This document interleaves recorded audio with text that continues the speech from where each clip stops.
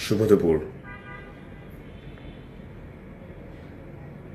কিছুক্ষণ আগে ঢাকার র্যাডিসন হোটেলের সামনে শহীদ রমিজউদ্দিন কলেজের ছেলে মেয়েদের গায়ের উপর বাস তুলে দিয়েছে। অনেকগুলো বাচ্চা মরে গেছে।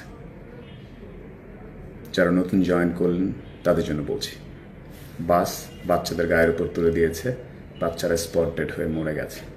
স্পট ডেড মানে হচ্ছে নরম একটা বডির উপরে টনকে টন ওজনের একটা বাস অনেক জোরে এসে পিষে দিয়ে চলে গেছে, রক্ত মাংস সব এক হয়ে গেছে, সাথে সাথে মরে গেছে। দায়ীকে বিচার হবে হবে না, কারণ আমি জানি না। অনেক দুর্ঘটনার খবর পড়ি, বিচার হয় কিনা আমি জানি না। বিচারের দায়িত্ব কে? ওই রাস্তায় নিয়ম মানানোর জন্য পুলিশ কর্মকর্তার দায়িত্বটা কার? কেউ কি পদত্যাগ করেছে? কেউ কি করবে? পদত্যাগের কথা শুনে অনেকে হাসছে। ভাই, এরকম তো হয়, বাংলাদেশের 9টা-10টা করে মানুষজন প্রতিদিন মারা যায়। এত বেশি মাত্রা বেড়ে গেছে। আমি গত সপ্তাহে পরিবার সহ সিলেটে গিয়েছিলাম সেলফ ড্রাইভে। 700 কিলোমিটার ড্রাইভ করেছি। এখানে খানা, ওখানে খন্দ, এখান থেকে সিগন্যাল নেই, ওপাশ থেকে ট্রাক চলে আসতেছে। আমি 50 থেকে 100টা ট্রাক পেয়েছি, বাস পেয়েছি যাদের পেছনের হেডলাইট নষ্ট। আমি যদি একজন সাধারণ নাগরিক হিসাবে বাসের লাইট নেই, বেপরোয়া চালাচ্ছে, সেটা এক ড্রাইভে টের পাই, তাহলে যারা মেধাবী কর্মকর্তা, যাদেরকে জনগণ কোটি কোটি টাকা দিয়ে রেখেছে, তারা যখন আসা যাওয়া করেন এসকর্ট নিয়ে, তখন তারা দেখেন না? তারা এসব দেখে বেশি যে পলিসি মেক করেন না? অনেকেই বলে এটার সাথে রাজনৈতিক বড় বড় এমপি মিনিস্টার যুক্ত। তাদেরকে বলছে, আপনি ভোট চাচ্ছেন, আপনার মানুষের ভালো করার জন্য ভোট করেন। রাস্তা ক্লিন করে দেন, সুন্দর বাস নামিয়ে দেন, ভালো সার্ভিসম্যান দেন, মানুষজন পায়ে চেয়ে যে আপনাদের ঘরে ঘরে ভোট দিতে যেতে হবে, মানুষজন এসে দিয়ে যাবে।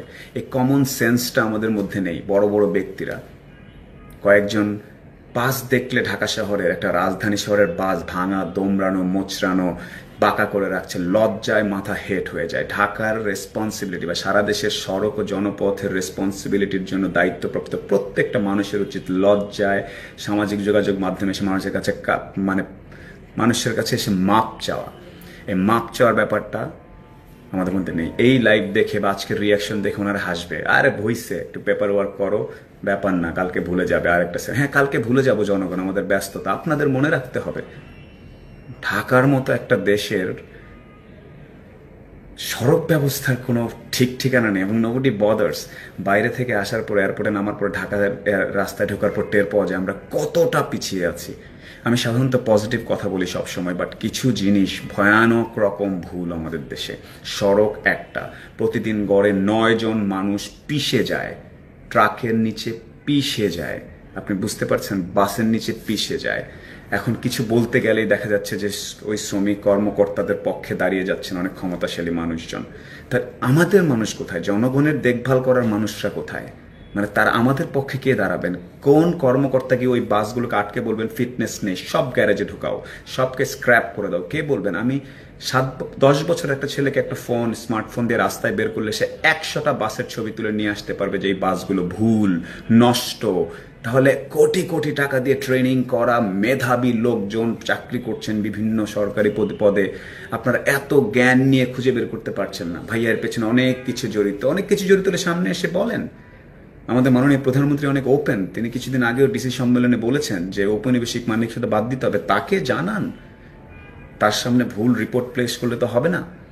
মানুষ মরে যাচ্ছে, স্কুলের বাচ্চাকে পিষে দিয়ে চলে গেছে। আমি শুনেছি 2 জন মৃত্যুবরণ করেছেন, আরো কয়েকজন মারতে পারে।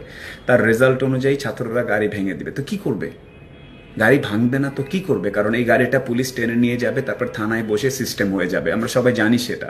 এটা নিয়ে আমি কেউ কথা বলছি না। আমাকে বলছে এভাবে বলবেন না, আপনাকে তো চাকরি থাকবে না, আপনাকে তো নিয়ে যাবে। নিয়ে গেলে নিয়ে যাবে, ওয়ান লাইফ। সত্য কথা বলা ইজ ইম্পর্টেন্ট। বাংলাদেশ অনেক ভালো ভালো কাজ করছে। আমি পাট নিয়ে, বিভিন্ন জিনিস নিয়ে সারা পৃথিবী থেকে বাংলাদেশকে ভালো ভালো কাজ করি। পরশুদিন রাতারগুলে গিয়ে ছবি তুলে, ঘেমে ছবি তুলে তুলে দিয়েছি। বিউটিফুল বাংলাদেশ, আসেন ভিজিট করতে। ভিজিট করতে যখন আসবে, ঢাকা থেকে যখন সিলেটের রাস্তা দিয়ে হেঁটে যাবে, 10 জায়গায় মৃত্যুকূপ রেডি হয়ে আছে। বাচ্চাগুলো মরে গেছে, ওর বাপ মাকে আপনি কি বলেন? কলেজ পর্যন্ত বড় করেছে, এখন নেই। আজকে বিকেলবেলা ভাত খেতে যাবে না, আজকে রাতে ঘুমাতে যাবে না বাবার কোলে মাথা রেখে, মায়ের কোলে মাথা রেখে। সেই ফ্যামিলিগুলো কানবে, আমরা ভুলে যাব, কালকে এখানে জ্যাম হবে, আবার শেষ, এই সাইডে চাপ হয়েছে, অনেক কিছু। That's it. Everybody seems like so okay. It's not okay. আমরা ধীরে ধীরে পেছাচ্ছি।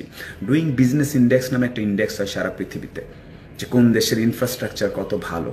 আমাদের ইনফ্রাস্ট্রাকচার কেমন জানি হয়ে যাচ্ছে, প্রকল্পের ব্যয় বেড়ে যায়, প্রকল্প পরিচালনা বা প্রজেক্ট প্ল্যানিংয়ের জন্য ছেলে মেয়ে বা সরকারি কর্মকর্তারা অনেক হাইফাই ট্রেনিং করতে বিদেশ যায়, দেশে শেষে ভুলে যায়।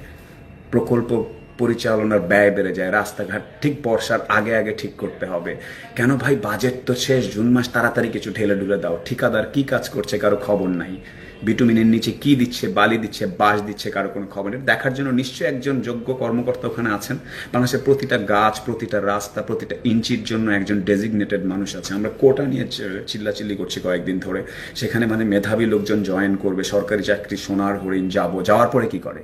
It's a question what they are doing. তাদেরকে র্যাঙ্কিং করা উচিত, বাংলাদেশের প্রতিটা ডিপার্টমেন্টকে র্যাঙ্কিং করা উচিত, জনগণ র্যাঙ্কিং করবে, ওপেন র্যাঙ্কিং পৃথিবীর প্রতিটা শহরের বিলবোর্ডে দেওয়া উচিত যে এই ডিপার্টমেন্ট সড়ক ও জনপদ 2 পেয়েছে, সমাজ কল্যাণ 1 পেয়েছে। এটা জনগণের ডিরেক্ট অনলাইন থেকে ভোট করে করে তারা বলবে। This is disgusting. কালকে আমার মেয়ে, আমি আমার গাড়ি নিয়ে I was about to collide with another car, কোনো ডিভাইডার নেই, লেন নেই, মাঝখান থেকে হঠাৎ করে একটা স্পিড ব্রেকার এসে গেছে, মাঝখান থেকে হঠাৎ করে ডিভাইডার, কোনো সিগন্যাল নেই। এই সিগন্যালটা দেখার দায়িত্ব কার? আমি যদি প্রাইভেট চাকরি করে সব কিছু খুঁজে বের করতে পারি, কবে কোন জিনিস বেরোবে, কোন প্যাকেটে কি কালার চেঞ্জ হবে, কাকে কি কল দিতে হবে, বাকিরা কেন করে না? জবাবদিহিতা কোথায়? জবাবদিহিতা কার কাছে দিতে হবে? আইনের কাছে জবাবদিহিতা, বসের কাছে জবাবদিহিতা? বসের কাছে গিয়ে হাসাহাসি করতেছে, ভাগাভাগি হয়ে যাচ্ছে। Come on, this is absolutely unacceptable. মানুষের লাইফ নিয়ে খেলতেছে, কয়লা উড়ে যাচ্ছে। তারপরে তদন্ত কমিটি হয়েছে, তদন্ত কমিটির তদন্ত কেন শেষ হয় না সেটা নিয়ে আরেকটা তদন্ত কমিটি করে, সেই তদন্ত কমিটি সেই তদন্তের রিপোর্ট দিচ্ছে না কেন সেটা নিয়ে আরেকটা তদন্ত। এই জিনিসগুলো চেঞ্জ করতে হবে। মানুষজন পছন্দ করছে যেভাবে বাংলাদেশ এগিয়ে যাচ্ছে গত 10 বছরে, কিন্তু এই লুপ হোলগুলো যদি কন্ট্রোল না করা যায়। আর ঔপনিবেশিক, আমি রাজা নও, সেবক, নির্বাচিত এবং বিভিন্ন সরকারি কর্মকর্তারা জনগণের সেবক। তারা আমাদেরকে সেবা করবেন, তাদেরকে আমরা সার করবো না, তারা আমাদেরকে সার করবেন। সে লুঙ্গি পরা হোক, সে রিক্সাওয়ালা হোক, সে অনেক কিছু হোক, তাকে সার করতে হবে, আমাদেরকে সেবা করতে হবে। একজন সরকারি কর্মকর্তা দিক দিয়ে গেলে যদি দেখেন যে এই ফ্লাইওভারটা নষ্ট, তার উচিত গাড়ি থামিয়ে লাভ দিয়ে নেমে ওখানে দাঁড়িয়ে দাঁড়িয়ে বলা, ভাই এক্সকিউজ মি, আপনারা দিক দিয়ে যান। তারা এখন ভাবছেন গাড়ি ক্লাচ নামিয়ে এখানে একটা ঝামেলা, একটা প্রজেক্ট পেপার বানায় তো, এখানে কত একটা এস্টিমেট দাও তো, দেখি তো, টেন্ডার করি তো, করতে করতে এত স্লো ব্যুরোক্রেসি। এটা অনেক আগে থেকে, এটা ব্রিটিশরা আমাদেরকে শিখিয়ে গিয়েছিল। ব্রিটিশদেরকে নিয়ে হাসাহাসি করতেছি, ব্রিটিশরা শিখিয়ে দিয়ে গেছিল, সেটা নিয়ে আমরা এখনো ব্যাপকভাবে মেনটেন করে যাচ্ছি। সেই ছেলেমেয়েরা এসেছিল সেই দ্বীপ থেকে, আমাদেরকে সাপ্রেস করে রাখার জন্য নিয়মকানুন বানিয়েছিল। আমরা ছিলাম one of the finest species, this Indian subcontinent, Bengal. আমরা ধীরে ধীরে ডুবছি। আমরা রাস্তা ঠিক রাখতে পারি না। বাসগুলো দেখলে ঢাকা শহরে লজ্জায় চোখ নুয়ে যায় যে বাংলাদেশে কি এই টাকা নেই যে সুন্দর মতো বাস এনে মেনটেন করতে হবে। বিআরটিসির গোদামে আগুন ধরিয়ে কে জানি বাস পুড়িয়ে ফেলেছে। তারপরে কি হয়েছে? আমরা শুধু দুর্ঘটনার খবর জানি, দুর্ঘটনার বিচার জানি না। গাড়ির পেছনে স্টিয়ারিংয়ে যিনি বসবেন তাকে যথাযথ যোগ্যতা হতে হবে। একটা ভুল হলে তার পয়েন্ট কাটা যাবে, তার জেল হবে, তার সারা জীবনের ড্রাইভিং লাইসেন্স বাতিল হবে, এবং বাসের মালিক যিনি তাকে এসে জবাবদিহি করতে হবে। এ ধরনের কড়া নিয়মকানুন যখন করা হবে তখন কিছুটা হলেও কমতে পারে। আর মানুষকে বলছি, ফুটপাতের বদল ফুটপাতে চলা, ফ্লাইওভার ব্রিজ, ফুটওভার ব্রিজ ব্যবহার করা, বাইকাররা যাতে ফুটপাতে না তুলে দেন, সবগুলো কম্বাইনলি মেনটেন করতে হবে।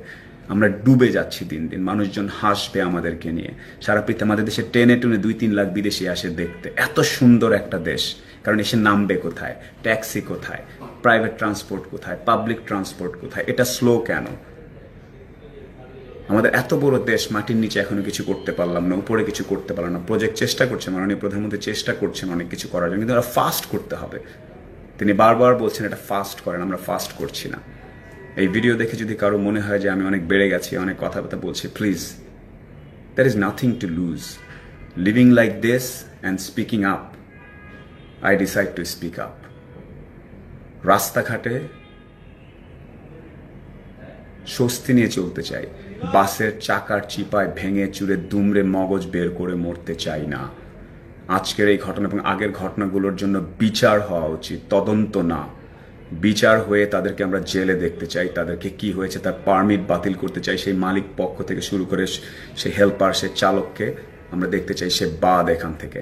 পৃথিবীর বিভিন্ন দেশে আইনের শাসন যারা প্রতিষ্ঠা করেছে তারা মহান মহান গ্রেট লিডার্স হয়েছে, সবাই তাদেরকে মনে রেখেছে তাদের মৃত্যুর পরও।